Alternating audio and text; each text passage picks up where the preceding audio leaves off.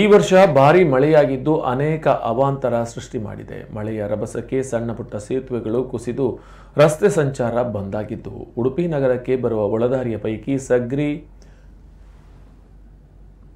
ಸಮೀಪದ ಕಿರು ಸೇತುವೆ ಕುಸಿದಿದ್ದು ಸಂಚಾರಕ್ಕೆ ತೊಡಕುಂಟಾಗಿದೆ. ದೊಡ್ಡನಗುಡ್ಡೆಯಿಂದ ಒಳದಾರಿಯಾಗಿ ಎಂಜಿಎಂ ಕಾಲೇಜು ಸಂಪರ್ಕಿಸುವ ರಸ್ತೆಯ ಚಕ್ರತೀರ್ಥ ಎಂಬಲ್ಲಿನ ಕಿರು ಸೇತುವೆ ಇತ್ತೀಚೆಗೆ ಕುಸಿದು ಇದೀಗ ರಸ್ತೆ ಸಂಚಾರ ಬಂದಾಗಿದೆ. ಇದೀಗ ಪೆರಂಪಳ್ಳಿ ಸಗರಿಯಿಂದ ಇಂದ್ರಾಳಿ ಉಡುಪಿಗೆ ಸಂಪರ್ಕಿಸುವ ರಸ್ತೆ ಮಧ್ಯೆ ಇರುವ ಕಿರು ಸೇತುವೆ ಕುಸಿದಿದ್ದು ಈಗಾಗಲೇ ವಾಹನ ಸಂಚಾರ ನಿರ್ಬಂಧಿಸಲಾಗಿದೆ. ಆದರೂ ಸಹ ರಿಕ್ಷಾ, ದ್ವಿಚಕ್ರ ವಾಹನ ಸವಾರರು ಕುಸಿದಿರುವ ಕಿರು ಸೇತುವೆ ಮೂಲಕ ಸಾಗುತ್ತಿರುವುದರಿಂದ ಮತ್ತಷ್ಟು ರಸ್ತೆ ಕುಸಿದಿದೆ. ಮಾತ್ರವಲ್ಲ, ಅಪಾಯವನ್ನು ಆಹ್ವಾನಿಸುತ್ತಿದೆ.